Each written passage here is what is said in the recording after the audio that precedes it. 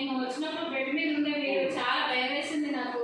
ఇప్పుడు ఎలా ఉన్నారు, అసలు ఏమైంది అసలు ఇప్పుడు చెప్పండి. ఆ రోజు చెప్పలేకపోయారు మీరు, మేము చెప్పడం కూడా ఇబ్బంది పడ్డారు. ఇప్పుడు ఎలా ఉంది? నా పేరు నాకు ఇప్పుడు పర్వాలేదండి. నా పేరు ఇస్తారు. నేను కీసర మండలం ఉంటాను, వెంచర్ మల్కాజ్గిరి డిస్టిక్లో ఉంటాను. నేను నా ఆరోగ్య విషయము గత సంవత్సరాల నుంచి చెప్తున్నాను. కలెక్టర్ ఆఫీస్లో చెప్పాను, డీఎంఓ గారితో చెప్పాను, చైర్మన్ గారితో మాట్లాడాను.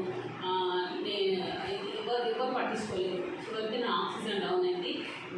జూన్ 9న మధ్యాహ్నం టైంకి ఆక్సిజన్ డౌన్ అయింది. ఇంకా ఎవరు స్పందించలేదు.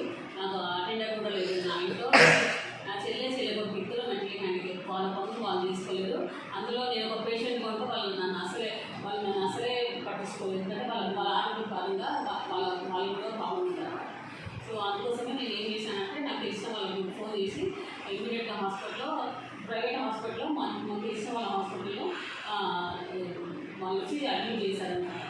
సో నేను రాగానే నాకు ఆక్సిజన్, అమ్మ నువ్వు లాస్ట్ మినిట్కి వచ్చావు ఆక్సిజన్ పెట్టుకున్నాము, ఒప్పుకుంటావు అంటే ఒప్పుకుంటాను లేదు. ఎందుకంటే పరిస్థితి రాలేదు కాబట్టి మాట్లాడడానికి వస్తుంది, నడవడానికి వస్తుంది, ఏం చేయడానికి వస్తుంది.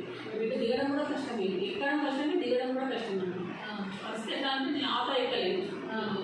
గత 6 నెలల నుంచి నేను నిలబడలేకపోతున్నా, నడవలేకపోతున్నా, చాలా ఇబ్బంది కదా. తీరా వాష్రూమ్ పోవాలంటే కూడా చాలా ఇబ్బంది అవుతుంది సార్. ఇప్పుడు ఎలా ఉంది మీకు? ఇప్పుడు నేను ఇక్కడికి వచ్చి ఈరోజు 17వ రోజు మేడం పద్మావతి గారు నా దగ్గరికి నేను 11th వచ్చారు. గంగారాం సార్ కూడా ఇద్దరు వచ్చి ఫోన్ చేయగానే వచ్చి నాతో మాట్లాడి లేవలేకుండా ఆక్సిజన్ మీద ఉన్న తర్వాత ఇంకా నాకు ఈరోజు కొంచెం లేచి పడక నుంచి లేచి కింద కూర్చోగలిగిన. చాలా హుషారుగా కనిపిస్తున్నారు ఇవాళ, మాట్లాడలేకపోయాము మీకు. సో పడక మీద నుంచి కొంచెం లేచి ఈరోజు కూర్చున్నాను.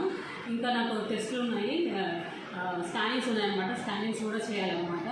సో మీరు వచ్చినందుకు, మీరు నాకు ఇంతగా సహకరించినందుకు, నాకు ఆన్ ద స్పాట్ 16 రోజులు లేని చెల్లము, 16 రోజులు లేని చెల్లము. నిన్న 25వ తేదీన కలెక్టర్ గారి నుంచి నాకు లెటర్ వచ్చింది.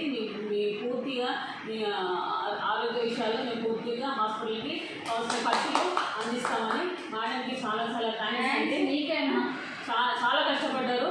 దీనికి చాలా వ్యతిరేకాలు కూడా ఉన్నాయి. కానీ ఇలాంటి దివ్యాంగులకు మేడం హెల్ప్ చేస్తున్నందుకు మేడంకు హ్యాట్సప్ అండి.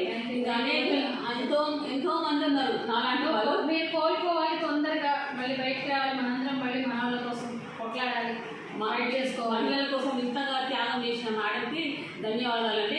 ఇంకా ఫ్యూచర్లో కూడా ఎంతోమంది ఎవరు చెప్పుకోలేక చనిపోతున్నారు. ఇంతకుముందు ఒకటి వచ్చిన ఇంటి నగర్లో ఒక వికలాంగురాలని వేధించి సో అంటే ఒక్కొక్క మహిళకు చాలా అడ్డంకులు ఉన్నాయి. అన్నీ మీరు తీర్చాలని నేను మనసారా కోరుకుంటున్నాను. ముందు మీరు బాగా గట్టిగా కోలుకోవాలి, రావాలి, మళ్ళీ మనం కలిసి వేరే విషయాల మీద తప్పకుండా వర్క్ చేయాలి. ఓకేనా? ధైర్యంగా ఉండండి. Thank you so much.